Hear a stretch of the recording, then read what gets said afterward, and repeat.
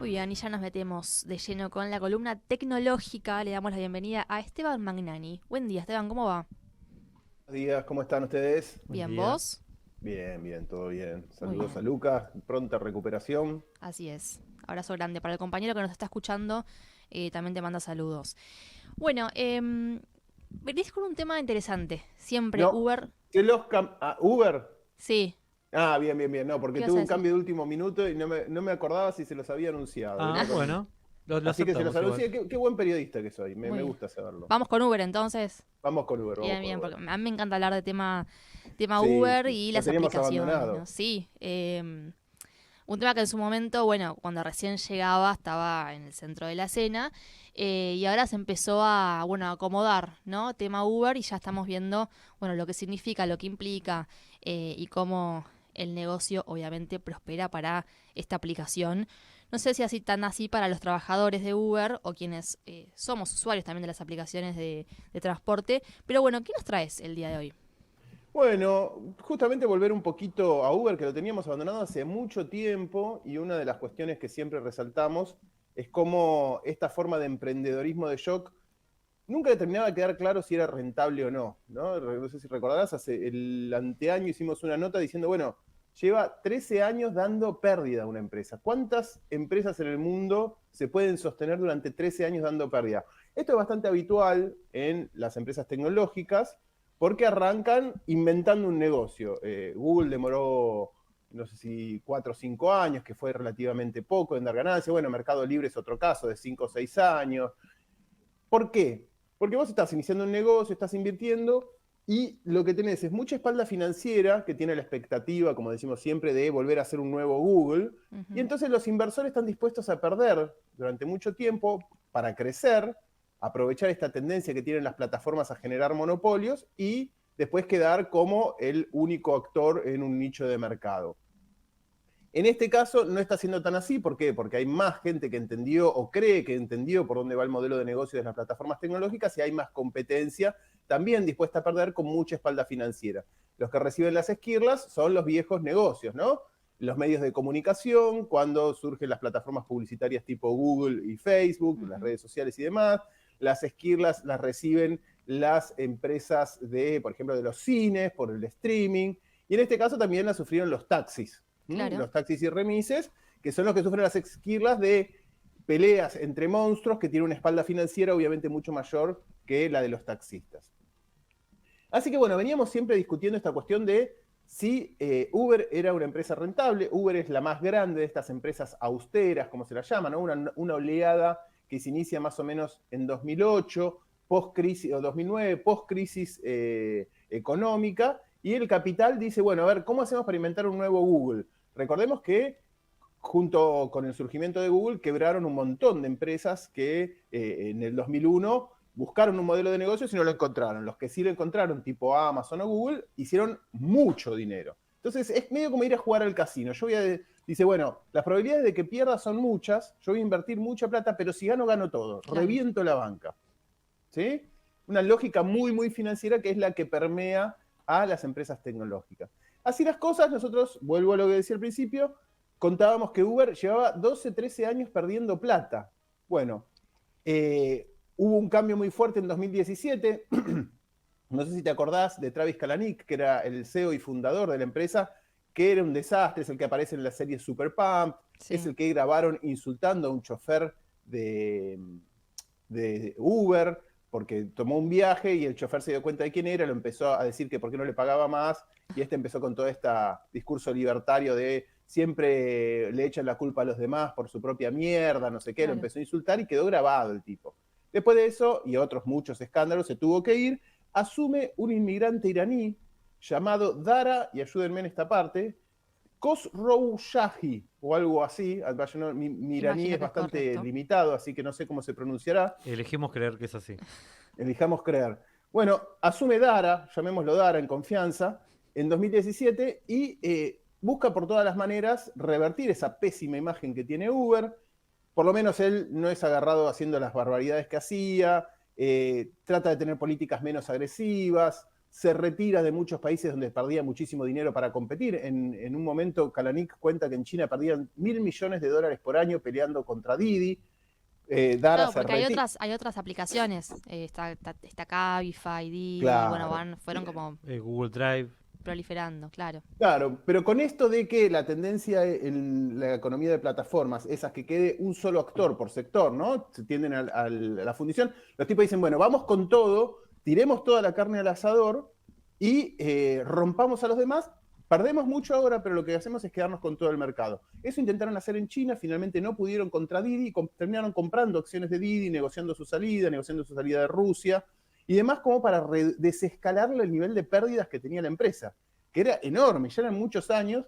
Hicimos una columna en su momento con una teoría que decía, bueno, en realidad esto fue otra burbuja, los tipos inventaron un negocio, dijeron que iba a ser rentable, pusieron un montón de plata, cuando salieron a la bolsa vendieron las acciones y arreglate la voz, ¿no?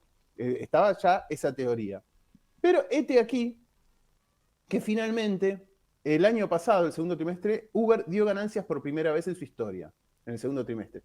Si fueron en ese momento 326 millones de ganancias sobre las operaciones, ¿no? Pues después tienen todo un negocio de acciones y demás que a veces lo usan para que parezca que tienen ganancias, a veces les juegan en contra, hacen bastante contabilidad creativa también ahí, y lo logra con aumentos en la cantidad de viajes, y sobre todo la implementación del sistema de delivery Uber Eats, ¿no? Que termina siendo una de las... Ah, mira, en un momento hubo Uber Eats acá y después se fueron. Me parece que no podían competir mucho con las otras, como Rappi o O pedidos Ella ya. estaba Pedido más Ya. instalada. Claro, Claro, pues es muy difícil que la gente cambie claro. de aplicación. Cuando vos ya te instalaste una aplicación, ¿no? Ya estás en una red social, la tendencia es a que te quedes ahí. Por eso hacen unas ofertas tremendas, hacen dumping, subsidian de una manera muy fuerte, pero no necesariamente lo van a lograr. Logran como una especie de guerra de subsidios entre empresas, que es muy gracioso. Hace un par de años salió una nota en Estados Unidos diciendo que los trabajadores estadounidenses vivían muy por encima de sus posibilidades gracias a los subsidios no que daba el estado de bienestar, sino a los subsidios que les daban las empresas que estaban compitiendo entre sí. Era Wall Street financiando durante un tiempo de competencia la calidad de vida de los estadounidenses, que se podían tomar taxis, pedir pedidos de comida, Claro. ir al cine de A6, todo un montón de cosas o sacar plataformas, digamos, abonos a plataformas, todo de una manera que en realidad no era históricamente en Estados Unidos no era tan posible, porque los precios, digamos, son bastante altos y hay ciertas cuestiones que son privilegios que no eran tan habituales. Y lo otro que hizo fue un aumento de precios significativo. Es muy difícil determinar los precios de Uber, estas aplicaciones, ya lo contamos, porque tiene un sistema de cotización dinámica que depende de muchísimos factores. Entonces, saber realmente cuánto aumentó es muy difícil, ¿no? Recordemos estas variables que va aprendiendo el algoritmo acerca de cuánto puede cobrar a la gente y que influye, contábamos hace unas semanas, en que, por ejemplo, si un hombre y una mujer piden un Uber o alguna de estas servicios a la misma hora, a la noche, a uno desde el mismo lugar hasta el mismo lugar, al hombre va a tender a cobrarle menos que a la mujer, porque el algoritmo aprende que la mujer está más dispuesta a pagar un poco más por el viaje por una cuestión de seguridad. Tercer trimestre del año pasado vuelven a ganar 394 millones y cierran el 2023 por primera vez con un balance anual de ganancias sobre operaciones de 1.110 millones. Recordemos que este es el año 14 después de 14 años de muchas más pérdidas, o sea, todavía hay para recuperar bastante del dinero que fue invertido en esta aplicación, que hasta ahora las dudas acerca de su viabilidad eran muy, muy fuertes. Entonces, la ganancia se debe a un tema de precios del servicio. Sí, que se fueron de los lugares donde más perdían, por lo cual el balance anual, o sea, se van de Rusia, se van de China, negocian en otros lugares, empiezan a cumplir algunas de las regulaciones para también gastar menos en juicios y en multas y demás, y un aumento de precios sustancial. Calculaban que era el cuádruple, en el 2021 un cálculo que se hizo era más o menos el cuádruple de lo que había aumentado la inflación. ¿Sí? Claro, de hecho hoy sí, me acuerdo que en su momento apenas llegaba Uber, bueno, obviamente la ventaja era que era muy barato en comparación a los taxis o los remises, pero la diferencia era abismal. Entonces, por más que uno tuviese como un discurso anti este tipo de aplicaciones por todo lo que genera y demás, era que al momento de elegir, obviamente pesaba, porque la diferencia, como digo, era muy grande. Claro, pero se ahora fueron quedando con el mercado. Claro. Pasaron los años y hoy te termina saliendo más caro un Uber que un taxi. Sí, por supuesto. Bueno, era lo que yo decía cuando llega Uber. Le digo, está bien, obviamente en el corto plazo es mucho más conveniente contratarlo, pero lo que estás haciendo es generando un monopolio que después Claro. te va a cobrar lo que quiera. Y vos ten en cuenta acá que sale más que un taxi, pero todavía tenemos un sistema donde hay competencia, porque todavía quedan algunos taxis y están Cabify y están Didi. Imagínate lo que sería si ya hubiera destruido totalmente la competencia. Ya no habría ninguna posibilidad. Es un poco lo que le pasa también a muchos de los restaurantes que venden a través de Rappi, por más que le sacan un 20, 25% Claro. del Y costo. en definitiva, en realidad, es el objetivo que tiene Uber a Oh, largo por plazo. supuesto, por supuesto. Bueno, de hecho, en la serie Super Pump se muestran las cosas que hacen para tratar de destruir a Cabify, que viene creciendo. ¿Sí? Le llaman miles de viajes que después cancelan, prácticamente los buscan paralizar de una manera, pero mafiosa. Muy sucia, sí. Sí, sí, sí. Bueno, la cuestión es que finalmente las acciones suben a $81. El año pasado, perdón, el año anterior rondaban más o menos los $40. Por primera vez recompran acciones propias, o sea, la empresa compra a inversionistas acciones por un precio mayor para capitalizar, para darle fuerza y aumentar el valor todavía más de las acciones, consolidarlas, y todo indicaba que habían cruzado un punto de equilibrio importante, ¿no? Esta empresa, que era la que por lejos había puesto más plata para progresar en este mercado de las plataformas austeras, logra dar ganancia, ¿no? Se las llama austeras porque son estas empresas que dan servicios de transporte, pero no tienen autos ni camiones, u otras que hay que dan servicios de hotelería, pero no tienen habitaciones, otras empresas que dan servicios de delivery de comida, pero no producen comida, ¿no? Lo que te haces es básicamente ponerte como intermediario, Claro. todo lo contrario del sueño de Internet, que justamente iba a eliminar a los intermediarios.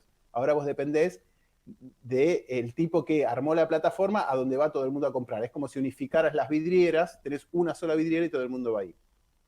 La cuestión es que llega este primer cuatrimestre del año, que es el reporte que se acaba de dar ahora a principios de mayo, y hubo nuevamente un crecimiento interanual de viajes del 21%, pero las ganancias fueron de 172 millones, bastante menos que lo que venía siendo, ¿no? También en otros de los resultados de la empresa, lo que ocurrió fue que dieron bastante por debajo de los pronósticos que había dado el mercado, y las acciones cayeron al día siguiente de esto a un 5,7 y ahora rondan los 64, ¿no? De 40 en 2022 suben a cerca de 84, perdón, de 81 después de los meses estos de ganancias, de la recompra de acciones, y ahora vuelven a caer a los 64, lo cual también te habla de la volatilidad de estas empresas de plataformas, porque en general no valen por la ganancia que dan. Si vos tenés acciones de una fábrica de sillas, vos decís, bueno, estos tipos producen tantas sillas por año, venden tantas sillas, el margen de ganancia es tanto, esta empresa a lo largo de los próximos 10 años va a ganar más o menos esta cantidad de plata. En la economía de plataformas es casi incierto. La podés romper, como te decía, y ser el nuevo Google, Como o fundirte. podés quebrarte porque el modelo de negocios es insostenible. De alguna Claro. manera están apostando en este casino. Ahora la expectativa, lo que está ocurriendo, es que finalmente parecería que sí, que este modelo de negocios de esta nave insignia de este tipo de plataformas puede ser rentable, lo cual es un montón de información para todas las otras plataformas austeras acerca de la viabilidad de estos negocios y generan mucha expectativa. Recordemos que estas empresas en realidad prometían disrupción, ¿no? Así como Google y Facebook producen disrupción en el mercado de la publicidad. Esta empresa proponía hacer una disrupción muy grande en el mercado de las plataformas. Pero en realidad esa disrupción, cuando la empezás a sacar la pintura de las capas superiores, lo que ves es que es dumping bajo una fina capa de tecnología, ¿no? Claro. Es mucho más poderosa la cantidad de plata, la influencia y el poder que tiene la cantidad de plata que le pone Wall Street a este tipo de negocios que lo que hace la tecnología en sí, ¿sí? Porque la tecnología sí, obviamente, facilita y saca la fricción en esto de reservar un auto. En vez de llamar por teléfono para decir, bueno, dame un taxi, vos ya tenés el mapita, sabés cuándo está llegando, te tranquiliza la ansiedad de esta. Sí, sabes cuánto te va a cobrar. Claro, del siglo XXI, podés pagar con tarjeta, pero todo eso es una parte tecnológica, pero no funcionaría sin este subsidio que hablábamos que tuvo durante años para generar la demanda y habituar a la gente a usar esa plataforma en lugar de llamar por teléfono. Bien. El problema que tiene también Uber es todas estas empresas que se colaron. Uber entró en los distintos países, dio todos los topetazos y de alguna manera generó el know-how para saber cómo entrar con otras Claro, plataformas Uber de fue la transporte. primera, ¿no? Fue Uber fue la primera y después pionera. vinieron los otros a imitarlo. La cuestión es que es muy interesante seguir el caso de Uber por estas razones que te decía, de caso testigo, en un contexto, insisto, de economía de plataformas donde las burbujas son constantes, ¿no? Recordemos los NFT, los difuntos NFT, ¿no? Qué poco duraron. Mal. Claro, bueno, era como muy grosero lo de los NFT, realmente era muy grosero, uno lo decía y parecía un ludita, pero era muy, muy grosero. El metaverso no fueron un grupito de tipos que dijo, a ver, ¿qué curro nos inventamos? Era Mark Zuckerberg presentando con muy patillos Sí. el metaverso y invirtieron desde Walmart hasta Disney millones de dólares en el desarrollo del metaverso que Quedó en la nada descanse en misma. paz. Sí. ¿No? Y ahí volvemos a esta cosa de la ridícula cantidad de plata que gasta Estados Unidos en aire. Y dónde lo deja, esto es lo que decíamos la semana pasada, dónde deja esto, qué posibilidades le deja esto a Estados Unidos de competir con China, donde cada centavo es parte de una visión estratégica a largo plazo. Nos guste o no, no lo estoy Obvio. diciendo porque me parezca ideal el mundo que propone China, pero sí el nivel de eficiencia que tiene comparado con esta lógica financiera que desperdicia una cantidad de recursos escandalosos. Así que bueno, así están las cosas hoy por hoy con Uber. Me parece que hay que seguir siguiendo este caso testigo que es muy relevante. En 2023, en una entrevista muy larga, justo antes de que diera las primeras ganancias la empresa, este mismo Dara Khosrowshahi reconocía que el modelo basado en la gig economy, ¿no? Los trabajadores de plataforma, decía, bueno, es verdad, aún no resulta seguro, pero agregaba, tengo mucha confianza en que lo seremos, ¿no? Lo escuchabas al tipo y es uno de estos CEOs que hablan y dicen poco y nada de concreto, mucho más medido que otros que se mandan tipo Musk. Pero bueno, me parece importante seguir el caso de Uber y ver si este modelo de plataformas que por momentos parecía que era otra burbuja, realmente prospera en un negocio viable y sostenible a lo largo del tiempo. Muy interesante, Esteban, como siempre. Te mandamos un abrazo grande. Un gran abrazo para ustedes, un gran abrazo para Lucas y muy buena resto de semana. Igualmente, nos vemos la semana que viene. Pasaba, el periodista Esteban Magnani.